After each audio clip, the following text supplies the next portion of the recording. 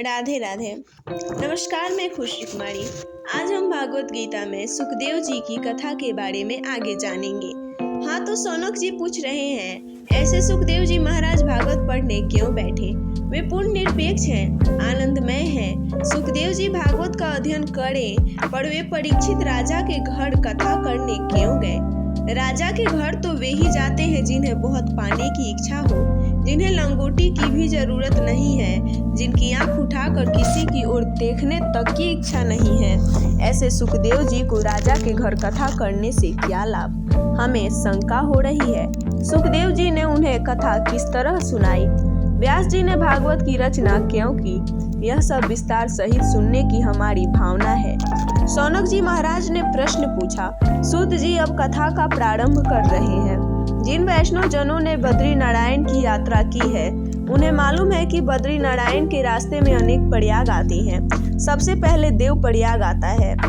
श्री रघुनाथ जी वहाँ विराजमान हैं। आगे रुद्र प्रयाग है, वहाँ अलकनंदा और मंदाकिनी गंगा का संगम है। इसके आगे विष्णु प्रयाग आता है। बद्रीनाथ के आगे 4-5 मील की दूरी पर केशव प्रयाग नाम का तीर्थ है। वहीं अलकनंदा और सरस्वती का मधुर संगम होता है, प्रीति संगम। दुर्लभ बड़े बड़े पर्वतों को तोड़कर अलकनंदा वेग से दौड़ती हुई आती है। इसकी प्रतिकूल दिशा से सरस्वती गंगा भी बड़े वेग से आती है। दोनों नदियां आमने सामने से आकर मिलती हैं, टकराती हैं। इससे इनका जल उछलता है। इस स्थल को प्रीति संगम कहते हैं। इस केशव प्रयाग तीर्थ में व्यास महर्षि का सभ्यपराश नाम का आश्रम है। व्यासाश्रम का संगम अलौकिक है। द्वापर युग की समाप्ति का समय है। अब कलयुग का प्रारंभ हो रहा है।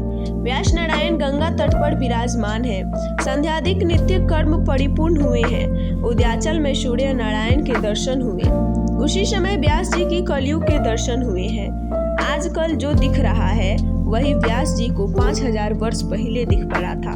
व्यास जी को जैसा दिख पड़ा वैसा ही कलयुग का वर्णन उन्होंने किया है। उन्होंने देखा कि कलयुग में विलासी लोग कुल गोत्र जाति का विचार छोड़कर स्नेह विवाह करेंगे।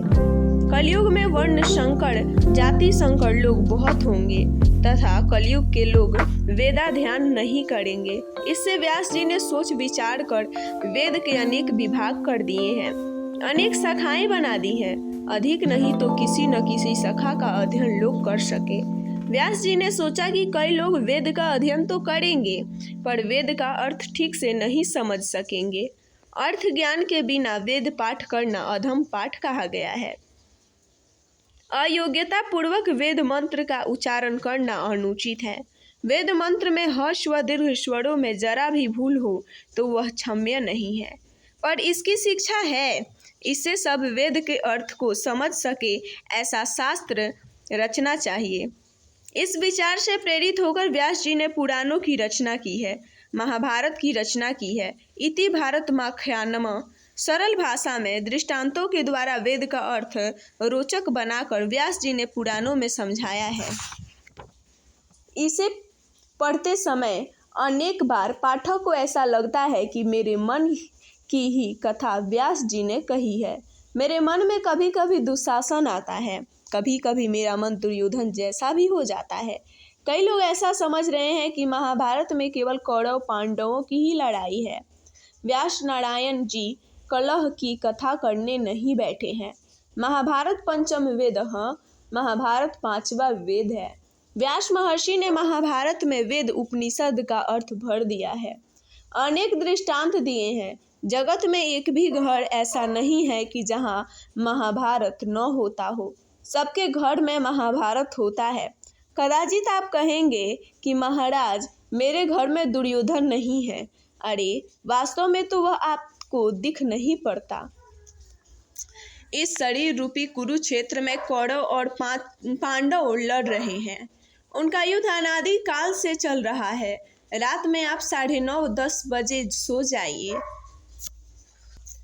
10 बजे के बाद कभी जागिए नहीं और सुबह 4 बजे के बाद सोइए नहीं।